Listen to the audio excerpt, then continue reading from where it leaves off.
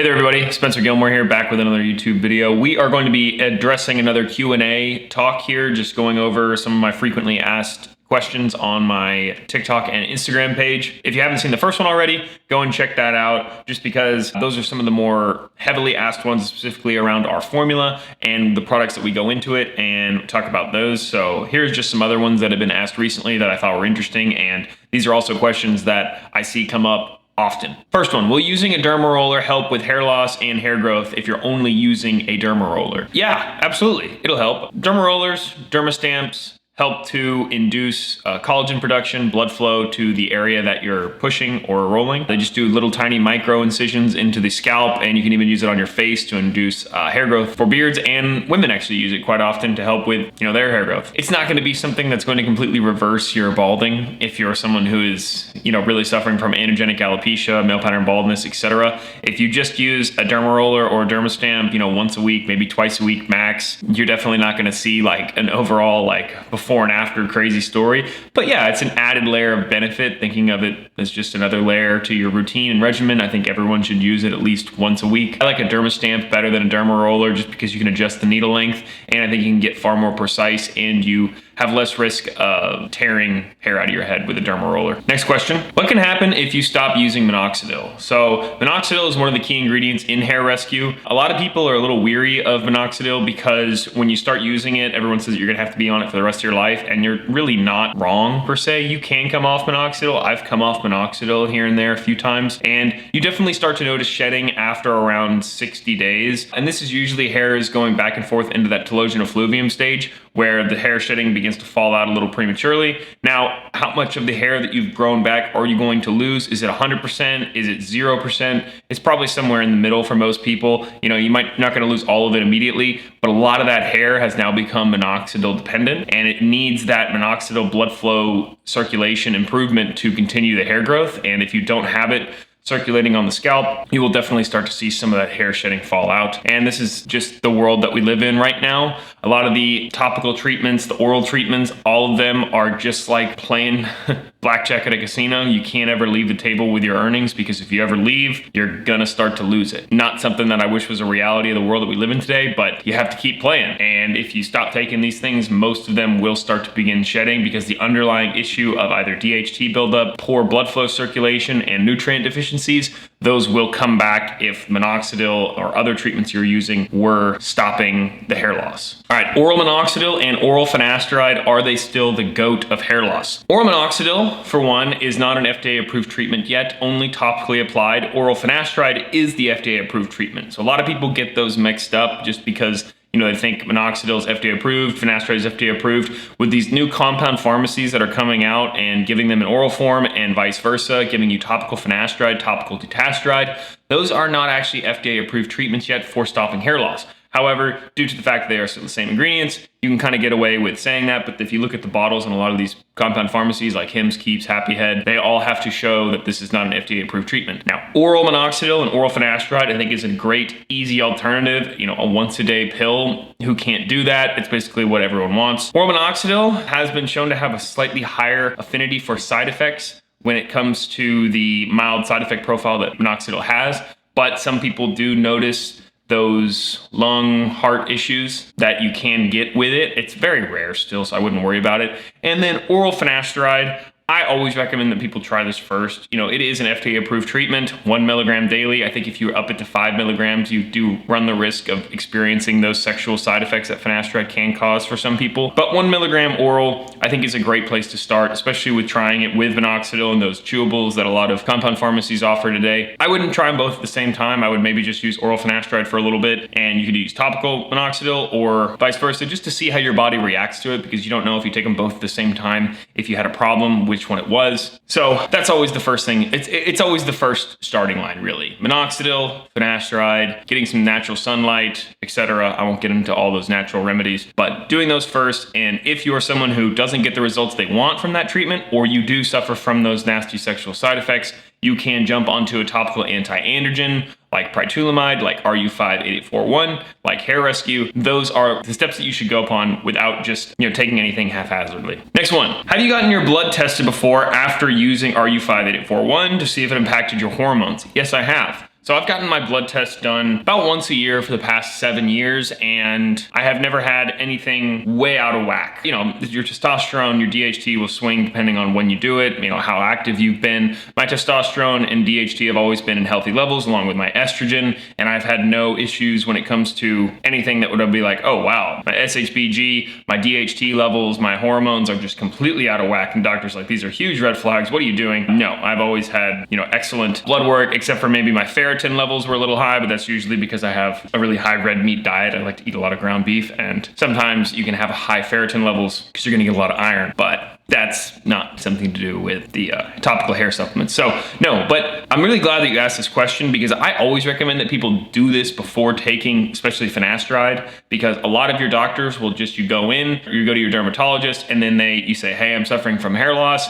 and they just throw you on finasteride, throw you on dutasteride. They don't get your blood work done. They don't see, you know, what your natural hormones are at to say, hey, you know, you actually have very low DHT, you know, you actually have very low testosterone. Maybe if you try optimizing your hormones, your hair loss actually might improve because your body might not be so stressed out from having to work overtime because you're malnourished, etc. We don't need to get into reading a whole blood panel, but you don't get that done to where you have a baseline of where you're at before jumping on these drugs that are going to actually alter your hormones slightly. Now, 1 milligram of finasteride is not going to do huge hormonal swings, but it will block a significant portion of your finasteride converting into dihydrotestosterone. So it's good to see. When you jump on it, they say about 70% happens when you jump on finasteride. It's like, well, was it 90%? Was it only 20% for you? Because if it was only 20%, you might be able to bump up the dosage, which might help with your hair loss. Good things to get done first. A lot of doctors won't pay for it. Your insurance probably won't pay for it, so you might have to do it out of pocket, but I would highly recommend getting that done. I'm 19 with diffuse thinning, and I got side effects from finasteride. What should I do?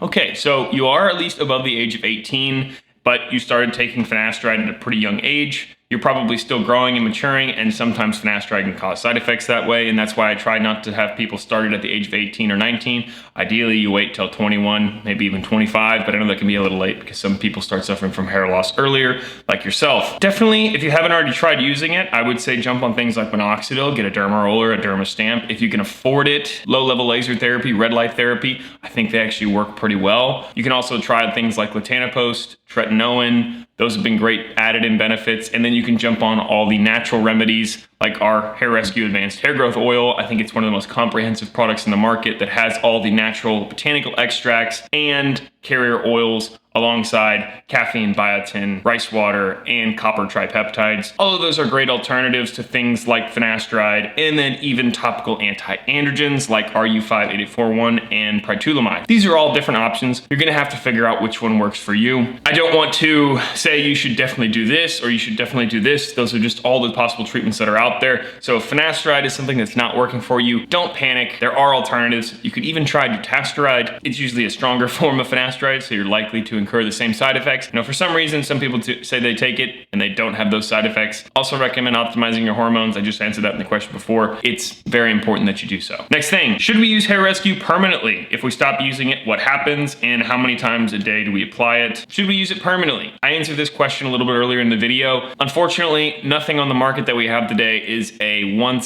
and done treatment. Even hair transplants. Almost all clinics will recommend that you take finasteride and minoxidil post and pre-hair transplant, because if you don't, you are likely to not have as many hairs as possible take to the scalp. It may fill in unevenly, and it just might not give you the results that you were looking for, especially if you only do it one time. So, you don't have to say the rest of your life, but until you feel like maybe something else comes and hits the market and you want to try that, you want to go get a hair transplant, you've grown back some hair and maybe you just want to jump on minoxidil, or you feel like you're sufficiently happy with your hands, you're married, you're now 40, you want to stop. But finasteride, minoxidil, dutasteride, topical anti-androgens, every product in the market, none of them are things that you can stop taking because the underlying issues will always come back. If we stop using it, what happens? Well, after about 60 to 90 days, you will likely go through a Thalossian effluvium stage and you will probably start to shed again. I mentioned that earlier in the video. The underlying issues begin to come back, whether it's DHT buildup, testosterone buildup, or whatever else you may have been suffering from. those issues will come back again. How many times a day should we apply Hair Rescue to your hair? It's a once a day topical treatment. You can break it up into 2 doses if you'd like, maybe using half a milliliter in the morning, half a milliliter in the evening, or using 1 milliliter 1 time a day. I usually suggest using it in the morning so no residue leaves on your pillow, but if you're someone who maybe it leaves their hair slightly greasy and they don't like that, you can of course use it in the evening. Just try to apply it at least an hour before bed so it slightly dries. And you can up the dosage to about 1.5 milliliters if you're trying to cover a large area on the scalp. I would not jump above 1.5 milliliters daily just because the more you use, the more likely you could possibly run into adverse effects because you are starting to overdose any medication at that point. Next question. There's no way that RU58841 can cause hair loss, right? Wrong. It can cause temporary shedding or inducing stages of telogen effluvium, which is the shedding stage of your hair cycle. I like to call it a purging phase. It is most common with things like Minoxidil, as it purges the hair that you are probably going to lose over the next 90 days, but it just makes it happen now. So this can last anywhere from 2 to 6 weeks of shedding. However, after that, it is likely that the hair shedding will completely stop, and then you will begin to grow in place of those hair follicles that were already going to fall out, stronger, healthier hair that will grow to maturity and likely not fall out prematurely. Finasteride still causes this. People jump on finasteride and they say that they even notice 2 shedding phases, once in the first month and then another, maybe a weird shedding phase sometimes after around 8 or 9 months. I was talking to my friend, that's what their dermatologist told them. I'd actually never heard about the second shedding phase, but apparently that's something that can happen too. So yes, RU ideally will not cause any hair shedding because it is such a strong topical anti-androgen and its binding affinity to androgens on the scalp. It usually blocks them and strengthens the hair that you currently have. But, there are cases where it can happen, but it's most common with things like Minoxidil. This one is actually referring to hair transplants. It was more of a comment, but I thought it was interesting. The US is a total joke. It's 4 times the price and they do terrible work when it comes to hair transplants. I disagree with that. One, with the price, 4 times the price, it's not 4 times the price, but it is at least double most of the times. And I think it's more of a convenience factor. I would much rather go to the Westlake Dermatology here in Austin, Texas, and go get a hair transplant from them where I'm 25 minutes away from my house and I get to come home and sleep in my own bed right after the procedure. I don't have to take a 14-hour flight from Turkey back here. Not that Turkey does a bad job. I actually think a lot of those clinics over there are fantastic because they do so many and they are very reasonably priced. $3,000 plus a $1,500 flight if you want to be comfortable. $4,500 to go get 5,000 grafts. That's a really great deal. If you want to do that in America, it'd probably be 15 grand. So yeah, you are looking at a decent amount of money, but for the convenience and doing it at home and knowing you're going to get a great hair transplant is, if you can afford it,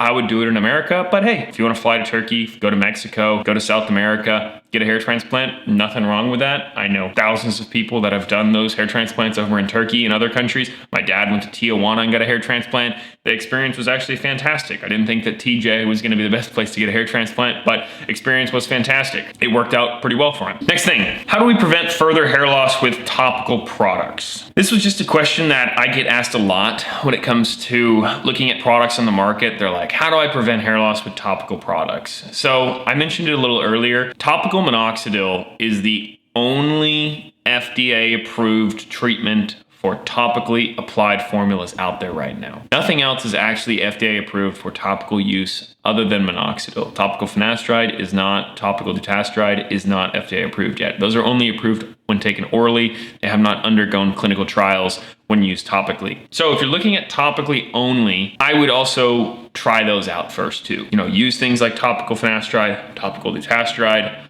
topical minoxidil. You could even throw in topical anti-androgen if you want to.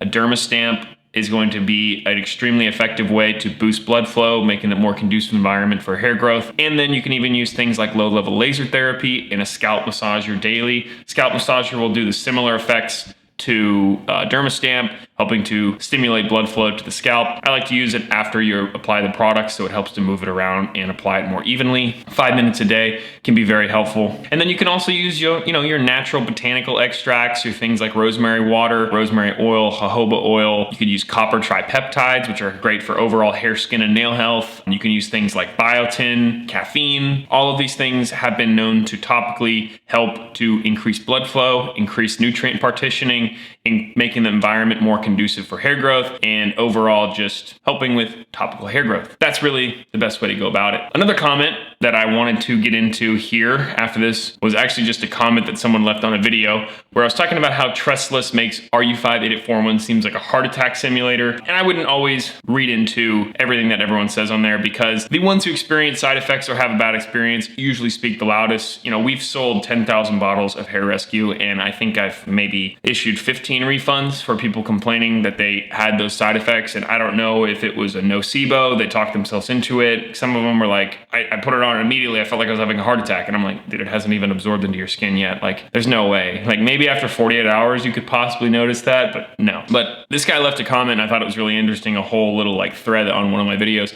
He said, RU58841 as a chemical is a silent antagonist, which means even the smallest chance that it does go systemic, it literally cannot affect or change anything to do with your hormones. As for the heart palpitations, I don't really understand where it comes from. My assumption is people are buying bad or terrible quality RU from eBay, Amazon, which are harmful essentially from Indonesia and Thailand. Since it isn't FDA approved, it's hard to get good quality, which is where the risk comes from. I've actually done quite extensive research, and RU58841 breaks down into a similar compound into the body, or it could look similar on paper because the compounds and chemicals break down, look very similar. One of them was linked to possibly having these heart palpitations, and I think that if you're getting your RU from a non-tested third-party source, you could end up maybe getting some of that mixture combined with it. But I thought that was an interesting comment, because just because you read that some people think that it's a total heart attack simulator, I have other people commenting on my videos being like, this is their anecdotal evidence is totally BS, because they never mention where they got it from, and they always say that they got these side effects, and they're like immediate out of nowhere. All right, I'm gonna wrap it up there. Those are some of the most common questions that I get on my hair rescue channel. If you'd like me to answer some right here in these other YouTube videos, leave a comment on the YouTube video, leave a comment on my Instagram, leave a comment on TikTok, and I'll try to get to them. Thank you.